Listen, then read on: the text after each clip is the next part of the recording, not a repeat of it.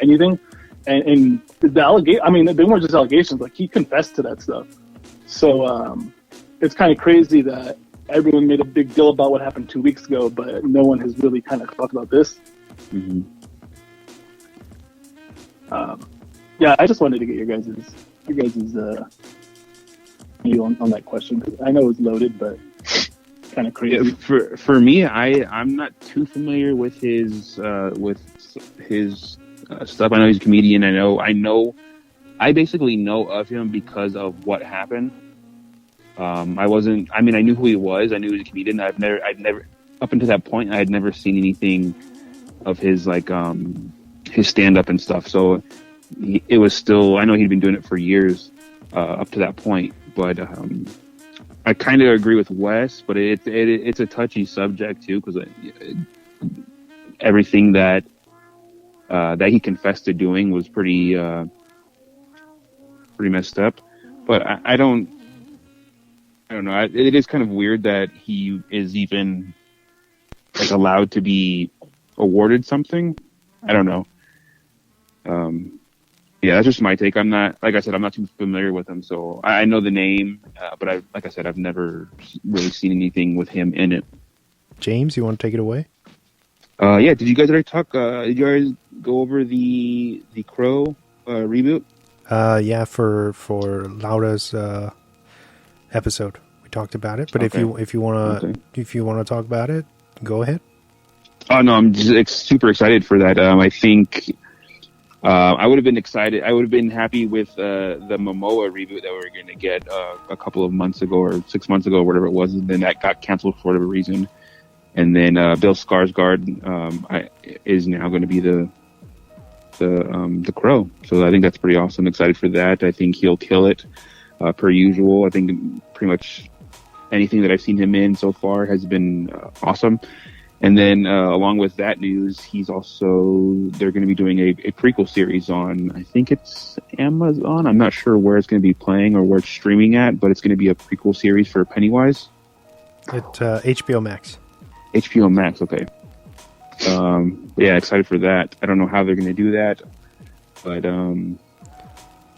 Welcome to Derry, I think is the working title right now. Yeah, I think it's supposed to take place in the 60s or something. That makes sense. Yeah, but I was really looking forward, if they're going to do a prequel, hopefully they'll have some episodes or whatever in further back, like colonial times, when it was kind of when Derry was founded. That would be awesome. I'd like to see those stories. I know they had a story. I talked to you, Wes, about it. I think I talked on the show a long time ago when they were supposed to release footage from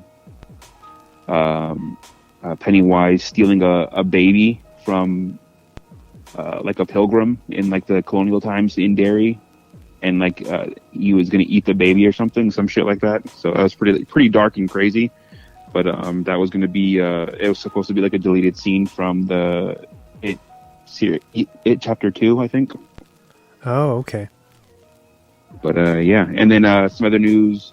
The last bit of news: Tom Cruise, I guess, is apparently having some issues with Paramount. They just finished.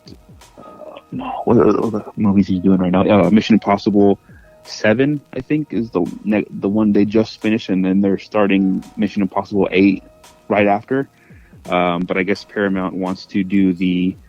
I think it's what everyone is kind of doing right now with the HBO and stuff like that. They're releasing it they're holding it in theaters for 45 days, and then after that they're releasing it for streaming. Whoever owns the property, he has a huge problem with that, and he's kind of putting a halt on all production until they kind of figure out what to do, because he is kind of demanding that they have a 90-day release instead of a 45. I guess he wants as much money as he can get out of the theaters, and he sees the movie going to streaming as kind of him losing money as well as Paramount. I think that it's 45 days they want to do, right? Yeah. I think that's the standard right now, because of it for everything is for a 45-day window for the theaters, and then once that 45th day then it gets released on streaming platforms. Whoever owns that particular picture. I think that the 45 day is enough. Like the Batman's about to hit 800 million worldwide, and at the end of the month, it's going to be on Max, and that's 45 days. And he's Tom Cruise, and it's Mission Impossible. Like those movies always bring in the money. So I mean, unless he thinks it's going to like make a huge dent, which I don't see it doing. But yeah, I mean, I could see if it was something like how Disney's been doing, like just releasing them day of all those Pixar movies and what happened with Black Widow, but right. Yeah, I don't know. It's very interesting time to live in for movies and streaming. But yeah, that's it. That's it for my news. I don't know if you had anything else on that, Wes, or if you had your news. Shudder's Cursed Film series returns this week with their episode for season 2. Their first episode for season 2, which will explore the lore behind the original Wizard of Oz film. The scariest movie of all time. Yeah, that movie used to creep me out when I was a kid, man. My grandma used to put it on. She's like, "Oh, it's Wizard of Oz." I'm like, "No, shit's scary." Yeah, I was the same way. I thought it was super creepy at a young age. I think, I don't know if you guys know this, but I think that was the very first film to be shot in color. Oh, no way, that's cool. That's great. What year did that come out in? I don't know off the top of my head. Like the 30s? 30s? Yeah. No, really? No, not that. No? 40? Yeah. I'm going to look this. I'm going to fact check you guys. Yeah, 1939. Oh. Damn! That's insane. 1939, really? Holy shit. That's an old-ass movie, dude. That's wild. But anyway, you can stream the first episode of the Cursed Films. For anybody who's listening to this who's unaware, the Cursed Films, basically each episode dives into a film from the past that had some kind of problematic stuff happening during production, and it goes into the various details of it. And yeah, I'm very excited. I was scared that it wasn't going to come back and it was just going to be like a limited run thing, but I'm glad they're keeping it going. It's available on AMC Plus or Shudder. If you have AMC Plus, you have Shudder, so please check that out. It's available today, Friday. If you're listening to this when this episode drops, you can watch the Wizard of Oz episode. So check it out. Nice. The original Insidious film turns 11 this month. April 1st, I think, was the anniversary. 11 years, that's crazy. Still one of the scariest movies I've ever fucking seen. Yeah, man. I remember seeing that in theaters. That was intense.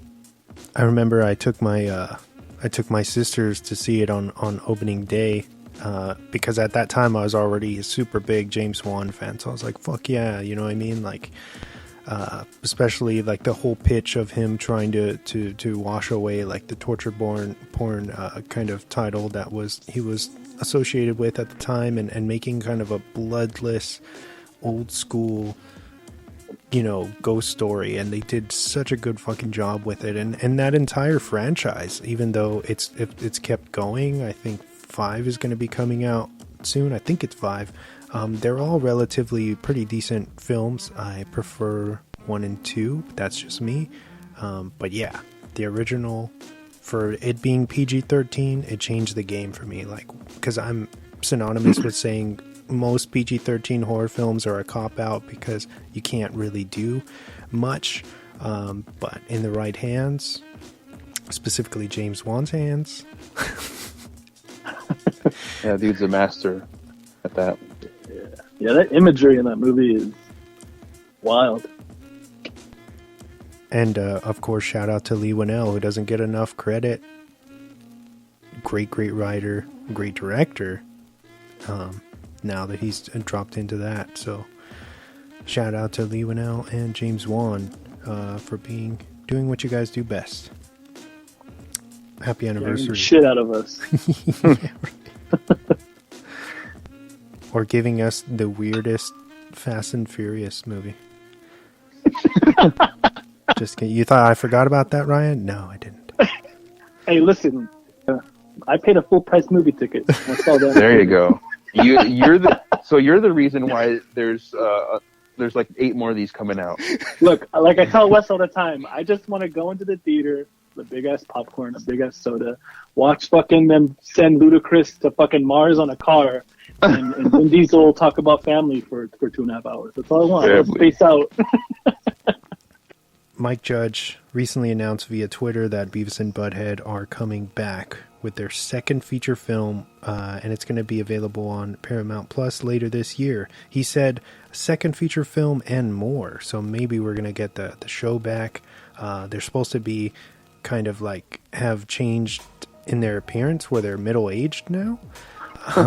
So it's going to be pretty fucking wild. I had heard... I didn't even hear about that. Yeah. Exciting. Beavis and Butthead rule. I don't know how they're gonna work in the PC world that we live in now, but it'll be interesting to see everybody's reaction. And now it's time for the weekly recommendations. So my first rec is Moon Knight on Disney Plus, starring Oscar Isaac and Ethan Hawke. I've loved the first 2 episodes. I like where they're going in the direction, and Oscar Isaac is killing it. And honestly, I think I've seen all of the Disney Plus shows and obviously every single movie, but it's one of the better, in my opinion, like acting performances from a Marvel character in anything they've done. I think that's how good of a job he's doing. Oh, yeah, definitely. He's definitely like an A+ actor in that regards, and I think for my top shows on Disney Plus would probably have to be like him, that one, and Loki in terms of Marvel series. Yeah. Those are, I think, are so far the most different between the other series and kind of separating themselves. But that's actually one of my recs as well. But I like you, I love the show. Can't wait for. I love the fact that they're doing it one day at a time. They're kind of taking away the platform or the way that we're used to seeing streaming shows, which is like a dump of all of their episodes all at once, so you can kind of binge through the whole thing. Because I got kind of accustomed to that, but it's kind of nice to be in that kind of build up the anticipation for the next episode. Yeah, I really like that too. Hopefully Netflix kind of goes back to that route, especially with things like Stranger Things, where it'd be nice to every week have something to look forward to like that. Right. Yeah. Yeah, because if they drop the whole thing, I'm definitely gonna kill it in one day. Calling out. Sorry, the mail's not getting delivered today. And then my second rec, my final one. Last week, my girlfriend and I went to go see a matinee of The Lost City with Sandra Bullock and Channing Tatum, and fucking a random appearance by Brad Pitt. It was cool. I dug it. There was a couple laughs in there. Definitely worth matinee money. I don't know if it'd be worth anything other than that, but I like it. It was, it's Channing Tatum and Sandra Bullock. You're gonna, you know what you're getting with them, right? And the kind of comedy they have, and they have good chemistry. And for the screen time Brad Pitt is on, he's hilarious. And that's it for my recs. Other than there is like 1,000 movies coming out in the movie theater, so.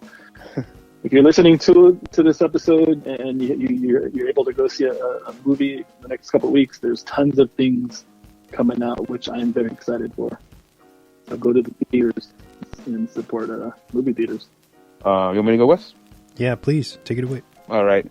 Like Ryan said, one of my recs was Moon Knight, so that's one. And then I have 2 others. One is a rec from actually from Jordan, my son. He got to go. I got him screening tickets to go see Sonic the Hedgehog 2.